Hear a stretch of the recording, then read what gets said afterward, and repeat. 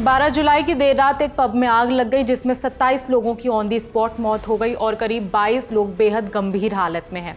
हादसा थाईलैंड की राजधानी बैंकॉक के ना लाट प्राव पब में हुआ। हादसे से पहले लोग एक म्यूजिक परफॉर्मेंस एंजॉय कर रहे थे, तभी जोरदार धमाका हुआ और फिर आग लग गई। लोगों को बाहर निकलने का मौका ही नहीं मिला। कई विभत्स तस्वीरें सामने आई जिसमें लाइन से लिपटे हुए 27 शव पड़े हैं।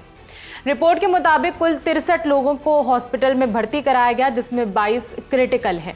सोशल मीडिया पर कुछ वीडियो सामने आए जिन्हें पब के बाहर से रिकॉर्ड किया गया है। वीडियो के मुताबिक पब के एंट्रेंस और एग्जिट गेट पर धुआं ही धुआं था। अंदर फंसे लोग चीख रहे थे, वो बाहर निकलने की कोशिश कर रहे थे, लेकिन धुआं इतना ज्यादा था कि कई लोग बाहर आ ही नहीं पाए। फायर ब्रिगेड ने आधे घंटे के अंदर आग पर काबू पा लिया था, लेकिन तब तक पूरा पब जल चुका था। साथ में 27 लोगों की मौत हो चुकी थी। अधिकांश लोगों की मौत दम घुटने की वजह से हुई।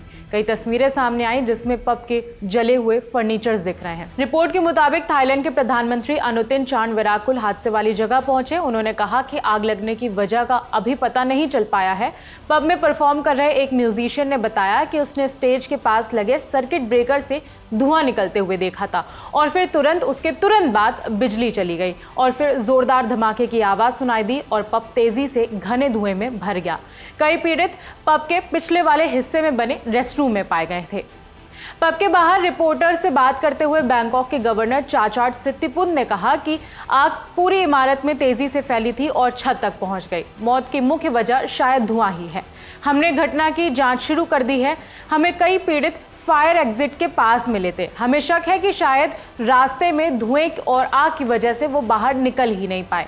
हमें ये नहीं पता कि अंदर कितने लोग थे, लेकिन संभावना है कि काफी ज्यादा लोग रहे होंगे। थाईलैंड के मीडिया संस्थान बैंकॉक पोस्ट की रिपोर्ट के मुताबिक कई सारे शव बाथरूम में भी मिले हैं। बाथरूम पब के पीछे वाले हिस्से में बना था।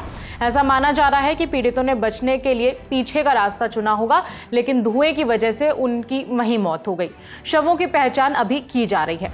रिपोर्ट के मुताबिक पब के पास लाइसेंस था, म्यूजिक परफॉर्मेंस करने की इजाजत भी थी और अप्रैल में अधिकारियों ने इसका निरीक्षण भी किया था, लेकिन फिर भी आग कैसे लगी इसकी जांच की जाएगी।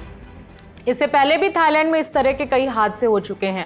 हाल की बात करें तो 2022 में एक म्यूजिक पब में आग लगने से 14 लोगों की मौत हो गई थी, जबकि 2009 में बैंकॉक के एक नाइट क्लब में न्यू ईयर के जश्न के दौरान आग लगने से करीब 66 लोगों की मौत हो गई थी।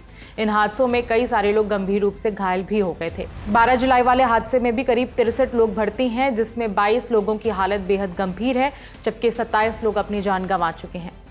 इस खबर में इतना ही। कोई ज़रूरी अपडेट होगा तो आप तक पहुंचाएंगे। मेरा नाम है विभावरी। बाकी खबरों के लिए देखते रहिए दी ललन टॉप।